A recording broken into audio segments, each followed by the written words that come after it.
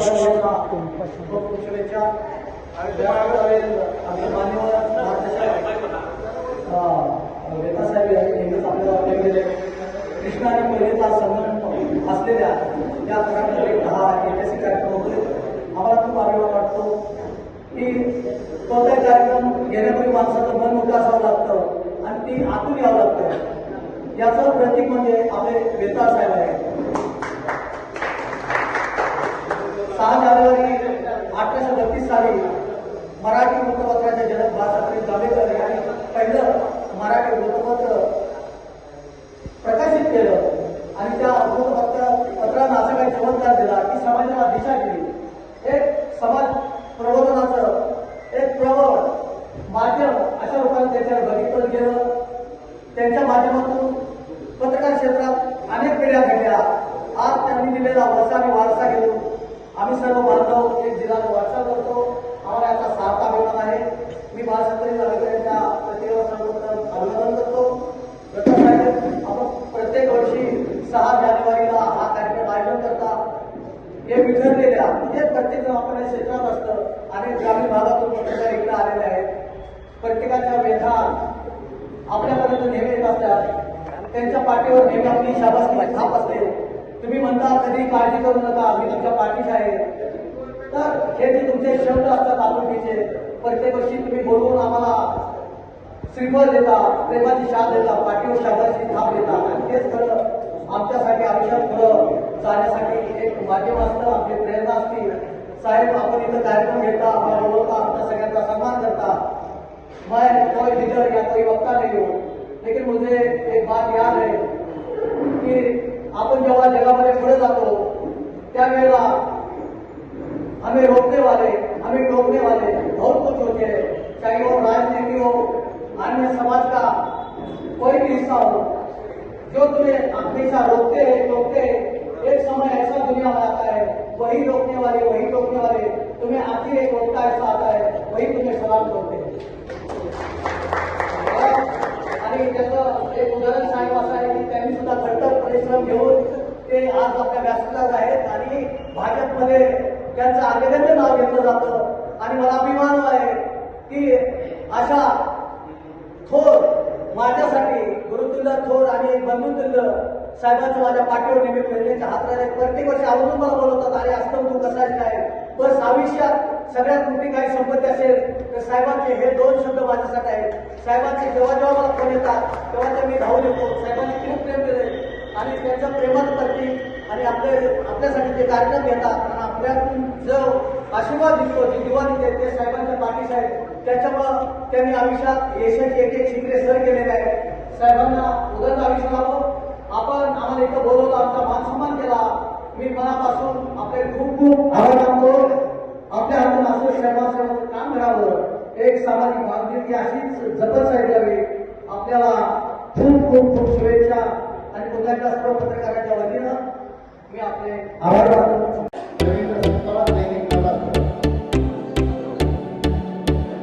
Dilip Mahajan, Jagannath Kumbhar,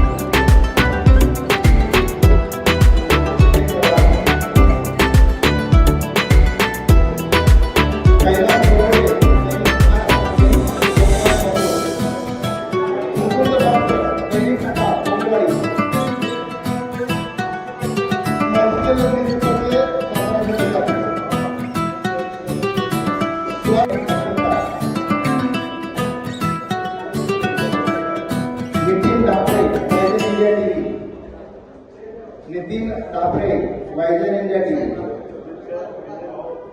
Amol Takle the news live,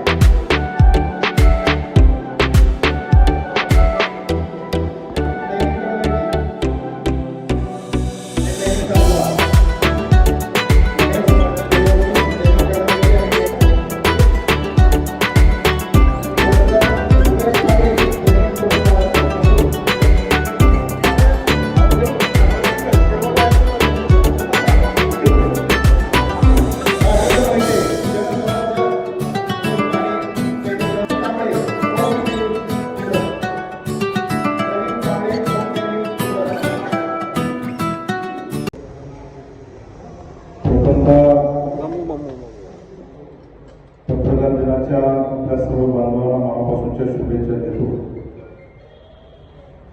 6 जानेवारी हा पत्रकार दिन असतो, परंतु यावर्षी ठरवलं होतं की आपण स्नेहभोजन करायचं. नेमकी काल संकष्टी असल्यामुळं आपण हा कार्यक्रम एक दिवस पुढे ढकलून आपण 7 जानेवारीला घेतला. बाळशास्त्री जांभेकरांनी खऱ्या अर्थानं मराठी पत्रकारितेची सुरुवात केली आणि त्याचा धागा घेऊन आपण कराड तालुक्यातले सर्व पत्रकार बांधव गेले अनेक वर्ष प्रामाणिक आणि सचोटीनं ग्रामीण भागातल्या शहरातल्या सर्व बातम्या, त्यामध्ये प्रिंट मीडिया असेल, काय व्हिडिओमध्ये, अशा सर्व पत्रकार बांधवांनी गेले अनेक वर्ष कराड तालुक्याचा सन्मान हा महाराष्ट्रात नव्हे तर देशात पुढे नेण्यासाठी आपण सगळ्यांनी काम केलं. म्हणून आपल्या सगळ्यांना मनापासूनच्या शुभेच्छा देतो. खरं तर दरवर्षीप्रमाणे आपला छोटासा कार्यक्रम आपण घेतो. पत्रकार बांधव म्हटले की प्रत्येक वेळेला कार्यक्रमामध्ये जायचं, बातम्या घ्यायच्या, त्यांचं ते दैनंदिन चालू असतं. परंतु पत्रकाराचा कोणीतरी सन्मान केला. समाजाचा जो एक डोळा आहे, या डोळ्याला कोणीतरी सन्मानित केलं पाहिजे. म्हणून मी गेले 3-4 वर्षापासून हा खऱ्या अर्थानं पत्रकारांचा सन्मान घेण्याचा कार्यक्रम करतो. खरं तर मी सामाजिक, राजकीय, व्यावसायिक काम करतो. आपल्या सगळ्यांना माहिती आहे की मी कधीही आपल्याला माझी हीच बातमी छापा, मला हेच तुम्ही माझं प्रसिद्ध करा असं कधीही करत. परंतु दरवर्षीप्रमाणे गेल्या 5-6 वर्षामध्ये जो पत्रकार माझ्याकडे एखादी जाहिरात मागायची, अशा प्रत्येक पत्रकाराला फुल फुलाची पाकळी ही देण्याचं काम मी सातत्याने करत असतो. मी कोणी कुठल्या विचाराचा, कुणाचं मत काय हे कधीही बघितलं नाही. एखादा पत्रकार बांधव आपल्याला की त्या पत्रकार बांधवाला आपण सन्मान दिलं आणि त्या पत्रकार बांधवाचा सन्मान वाढवणं ही खऱ्या अर्थानं भूमिका माझ्यासारख्या कार्यकर्त्यांना. मी एक सामान्य शेतकऱ्याचा मुलगा आहे. मी सामान्य कुटुंबातून शेतकऱ्याच्या घरचा मुलगा पडत जात असताना गेल्या 10-12 वर्षामध्ये माझी सामाजिक उंची वाढवण्याचं काम तुम्ही केलं असेल तर इथं बसलेल्या तुम्ही सगळ्या पत्रकार, त्याचा फार अभिमान मला आहे. ज्या वेळेला राज्याच्या राजकारणामध्ये चर्चा असते त्यावेळेला कराड तालुक्याच्या कानांसाधारण महत्व आहे. त्या कराड तालुक्यानं महाराष्ट्राचा जन्म झाल्यावरती पहिले स्वतंत्र मुख्यमंत्री हा कराड तालुक्यामध्ये. तेव्हा कराड तालुक्याच्या बाबतीमध्ये महाराष्ट्रामध्ये वेगळं महत्व आहे. त्यामुळे इथल्या पत्रकाराने एखादी बातमी दिली, त्या बातमीला सुद्धा एक वेगळं आनंद साजरा करतो. मोरेश्वराच्या मार्गदर्शनामध्ये मोरे साहेबांनी अगदी प्रामाणिकपणे मांडलं. आमच्यासारखा एक प्रामाणिक कार्यकर्ता तुमच्या पाठीशी उभा राहण्याचं कारण काय? समाजामध्ये अनेक चांगली लोक आहेत, कधीतरी चांगल्या लोकांचं छापलं पाहिजे. एखादं चुकीचं वागत असेल तर त्याच्याबद्दल सुद्धा आपण छापलं पाहिजे. फक्त राजकीय पुरवठ्याच्या बातम्या छापून उपयोग होणार नाही. खऱ्या अर्थानं पत्रकारांना भविष्यामध्ये समाजाला शिस्त लावण्यासाठी सुद्धा कधीतरी घ्यावं लागेल. ही खऱ्या अर्थानं आज या गोष्टीची गरज आपल्या सगळ्यांच्या समोर आहे. कारण प्रामाणिकपणे काम करणारा माणूस पुढे जात असतो, परंतु प्रामाणिकता अडवण्याची भूमिका समाजाच्या अनेक घटकांच्या मनामध्ये असते. दुसऱ्याच्या पायामध्ये दगड टाकून आपण कसं मोठं व्हायचं ही भूमिका गेली अनेक वर्ष समाजामध्ये बळावत. त्या गोष्टी सुद्धा पत्रकार बांधवांनी सचोटीने लक्ष दिले. प्रामाणिकपणे एखाद्या माणसावर अन्याय होत असेल त्या अन्यायाच्या पाठीशी उभा राहण्याची भूमिका आपण सगळ्यांनी घेतली पाहिजे. सरांनी सांगितल्यासारखं कराड तालुक्यामध्ये काही कार्यकर्त्यांना आपण उंची वाढवण्याची सुद्धा भूमिका घेतली पाहिजे. समाजामध्ये अनेक कार्यकर्ते नवीन युवक आता राजकारणामध्ये समाजकारणामध्ये काम करतात, सेवक म्हणून काम करतात, सेवक म्हणून पुढे जात असताना त्या कार्यकर्त्याची उंची वाढवण्याची खऱ्या अर्थानं गरज ही तुमच्या हातामध्ये आहे.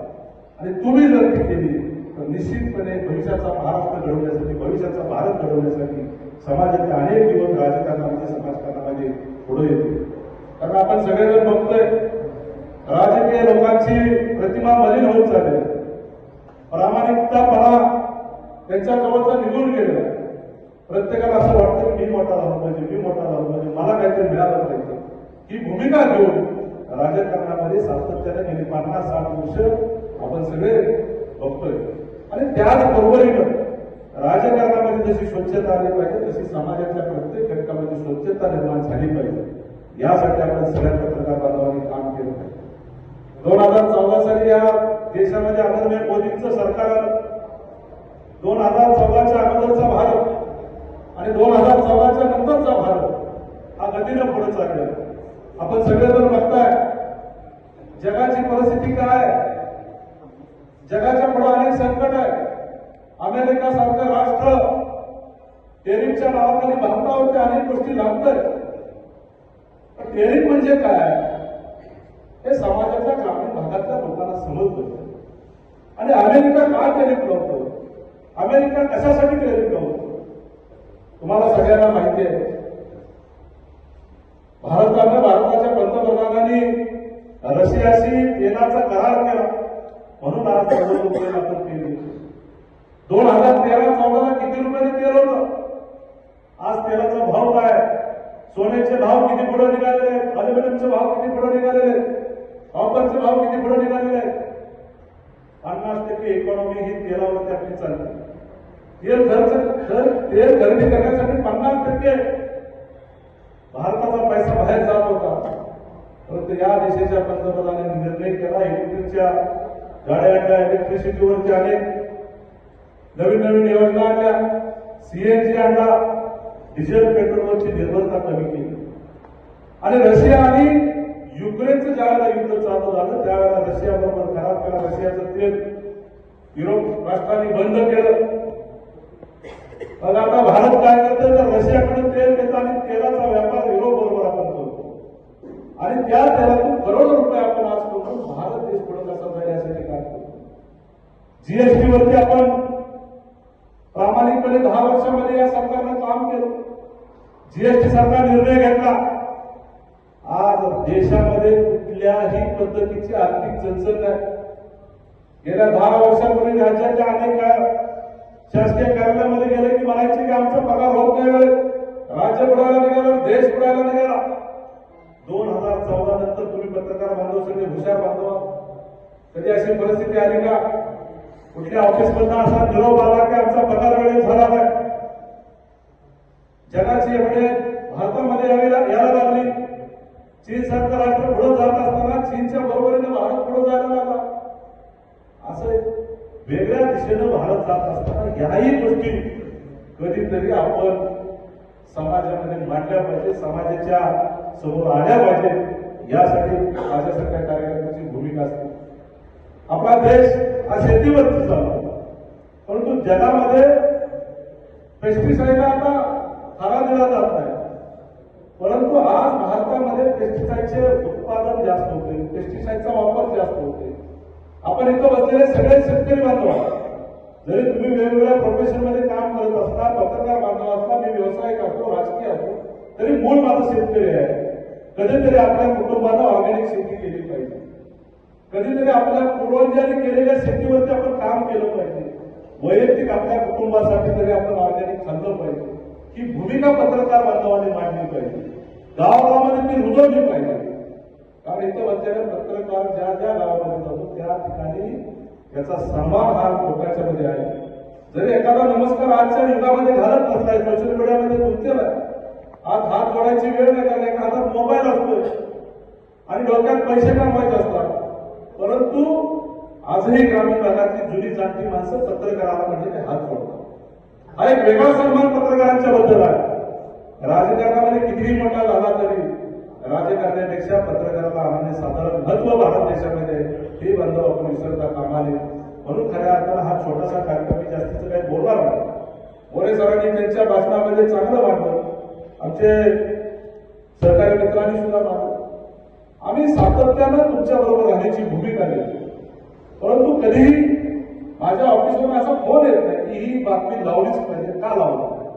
परंतु ज्या वेळेला आम्ही तुमच्यावर प्रयत्न करतो त्यावेळेला आमची सुद्धा इच्छा असते की मला रामकृष्ण वेताला मला फोन करायची वेळ आली नाही पाहिजे. ती माझी बातमी, माझ्या ऑफिसवरून थोडकी मोडकी जी बातमी ती बातमी आपण व्यवस्थितपणे लावावी.